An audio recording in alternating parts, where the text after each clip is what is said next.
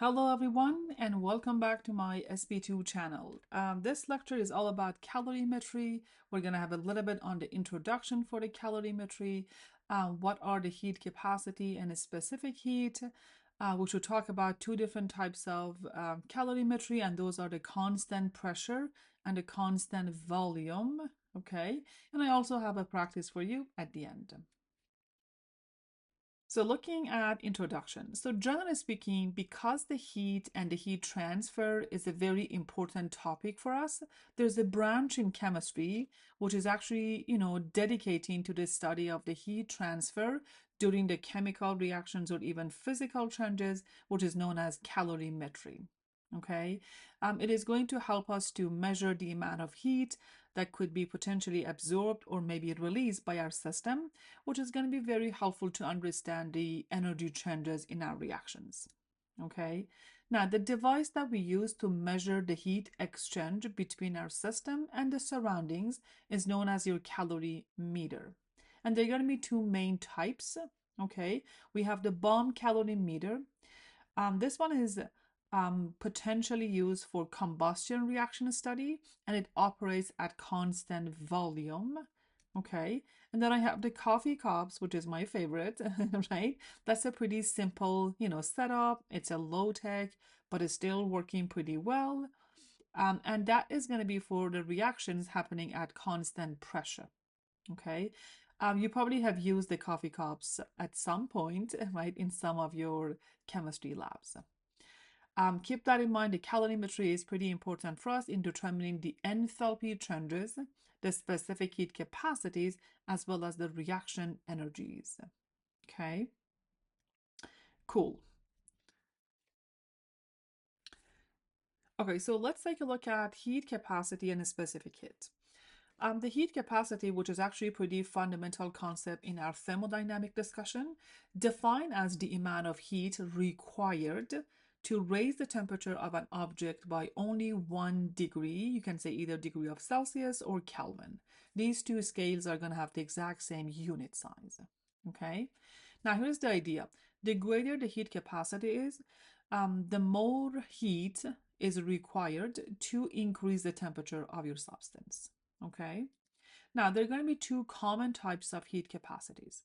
I can go by a specific heat capacity, which is the heat required to raise the temperature of 1 gram, specifically 1 gram, of our substance by 1 degree Celsius, or I can go by molar heat capacity, and that would be the heat required to increase the temperature of 1 mole of our substance by 1 degree Celsius.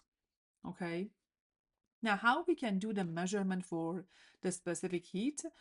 Let's say you have your substance, you know exactly how much is the mass for that, right? So the mass is known, and you also know the amount of energy that is either gains or loses, right? And you can also monitor your temperature. So you also know your temperature change, okay? So we can determine experimentally at a specific heat if we know exactly the delta T, the mass, and the amount of heat that either gains or loses, right? And if you look at your mathematics, this is going to be our ultimate equation, right? So we're going to have the heat on the top. Bear with me, right? This is my heat transferred, and you're going to divide that by the grams of your substance times by the temperature change, right? So I want you to remember the final term here as the C goes by Q over your M multiplied by your delta T. Okay, excellent. So looking at the next page. Okay, so what I have on this slide for you is just a table with a couple of examples. On the left side, we have different elements, let's say nitrogen gas, we have aluminum or iron. You can see there are specific heat capacities here. On the right side, we have different substances, and I want to have your attention on liquid water, right? So note the specific heat of liquid water is higher than actually many of our substances, and the high specific heat of water affects the Earth climate, right? Because it makes the temperature of oceans relatively resistant to change, okay? Okay, excellent. Looking at the next page. So remember we said there are two different, types of calorimetry. We're going to be looking at the constant pressure calorimetry first. Okay. So what I have here is I have my system that is going to help me to measure the heat change of our system, right? While we try to keep the pressure constant. This method is commonly used to determine the enthalpy change of our reaction. Because if you remember from our previous lecture, the change in the enthalpy equals to the heat gained or lost at constant pressure, right? So this one is specifically helping us to determine the enthalpy change. So if you use your coffee cups, it's going to be pretty simple, right? But it's a very common device for our constant pressure calorimetry. And the idea here is your coffee cups is going to be your insulated system. You're going to fill that with a known amount of water where we are trying to do the reaction, right? So the water is going to be where the reaction happen. And then we can monitor the temperature, right? To understand how the heat is being transferred from or to our system, okay? So let's take a look at example on the next page. Okay, so let's say you are adding two aqueous solution. Each is one of our reactants, right, to our coffee cup. So your reactants and the products is going to be our system, right? And then water, the calorimeter, right, the apparatus, and everything else is going to be our surroundings. Okay, so we can monitor the temperature of water because we have a thermometer, right? And depending on what we see, okay, we can understand the flow of heat between the system and the surrounding. So if I have an exothermic reaction, then my reaction is going to give off heat. So heat is going to be lost by the reaction and gained by the water. So I am going to see an increase in the temperature of water. But if I have an endothermic reaction, then the heat is going to be gained by the reaction and lost by water. So the temperature of water must go down, right? So you can always say the heat of your solution must be equal to the negative heat of your reaction. And then you can plug in the values, right, in our, equations that you saw in the previous slide. So the specific heat of the solution, which is something that is known, right? And then the grams of the solution, we also know that. You got your delta T by looking at your thermometer, so you can calculate the heat of your reaction. Okay, I hope that makes sense to you. So take a look at the next page. So the second one is going to be the constant volume calorimetry, which is a technique that we use to measure the heat change of our system when the volume remains constant.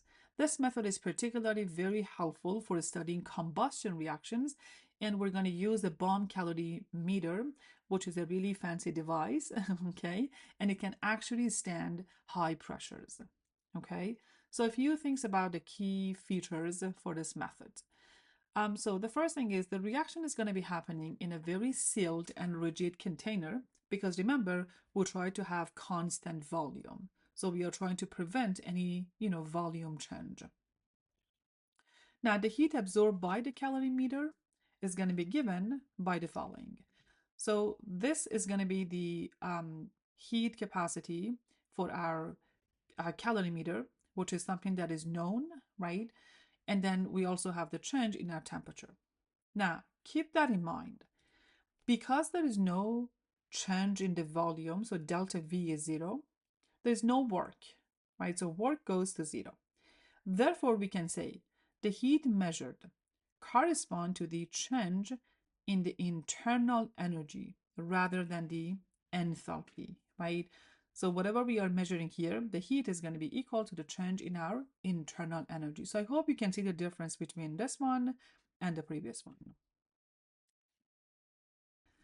Okay, now we're going to be looking at a set of practice. So this is the first one, and look at the question stem. That's a lot. So let's read that together. You've got your student mixing 50 ml, 1 molar of hydrochloric acid and sodium hydroxide in a coffee cup. The temperature of the resultant solution increases from 21 to 27.5 degrees Celsius. Okay, now here's the question. Calculate the enthalpy change of this reaction, and the unit must be kJ per mole for hydrochloric acid. And then we have all other stuff that we need to know that. So the volume of the solution is 100 ml. We also have the density of water, and we also have the specific heat of liquid water. Okay, so the first step is writing a reaction, and this is an acid-base reaction. So we're going to produce water and our salt, which is sodium chloride, and is already balanced. Okay, so because there are a few steps, I'm trying to really give you a good insight about every single step. The first step is we are getting the total volume of the solution, right, which is 100 ml. So we can use that to find the mass, okay, using the density. So you've got 100 ml, you multiply that by your density, and that would give us 100 grams of water. Okay, the next step is looking at the change in your temperature to calculate your delta T, right? So that will be final minus initial, which is going to be 6.5. You can say either degree of Celsius or Kelvin. Remember, the change in these two units would be the same. Then we can find our Q of the reaction, right, using our equation. So minus C times by the mass and delta T. Okay, so my C here is given in the question stem 4.18. You've got 100 grams, you've got your delta T, we plug in all the values, and that is going to give us negative 2.7 kJ. Okay, follow me on the next page, we still have more. Okay, so now that this process is happening in the coffee cup calorimeter, this must be at constant pressure, right? So the heat that we calculated in that previous slide is going to be the delta H of the reaction. But look at the units. This is kJ. We're looking for the kJ per mole of hydrochloric acid, right? So I need to figure out the number of moles of hydrochloric acid. I have my volume, I have my concentration. You can multiply that, and that would give us the number of moles of hydrochloric acid. The last step is finding the enthalpy change per mole of hydrochloric acid. So you take your kJ, right, your heat, you divide it by the moles of hydrochloric acid. Okay, so I hope that makes sense to you. I have another practice looking at the next page. Okay, so here's the second one, which is about a combustion of methylhydrazine. The reaction is already given and is already balanced. You've got 4 grams of this reactant combusted in your bomb calorimeter. We have the change in our temperature, and it says in a separate experiment, the heat capacity is also being measured, right, and is given. We are trying to figure out the heat of the reaction for the combustion of 1 mole of this reactant. So the first step is using your delta T, right, which is final minus initial, to calculate the heat of your reaction. And we also have the heat capacity of the calorimeter, right? This is given by the question stem. So you multiply these two, and that would be the amount of heat being released. Okay, we're looking for the combustion or the heat of combustion for 1 mole of this reactant. So I'm going to go ahead and use the periodic table to calculate the molar mass, right? And then I'm going to set up my calculation as you can see here. So this is your kJ per 4 grams, and we know that this much of our CH6N2 is going to give us 1 mole. We can cancel out the units, and that would give us our final answer per mole of our reactant. Thank you very much for watching this video. You know what to do. If you find this video helpful, don't forget to give it a thumbs up. You can share that with your friends. If you're enjoying the content and you want to keep learning with me, please go ahead and hit that subscribe button so you're not going to miss out any of our future lectures. I would love to hear from you guys. You can let me know, you can drop a comment below if you have any questions, or maybe there's a specific topic that you would like me to cover that in our next lecture. Your support means the whole world to me. You already know that. Take care of yourself and I'll see you on the next video. Bye bye for now.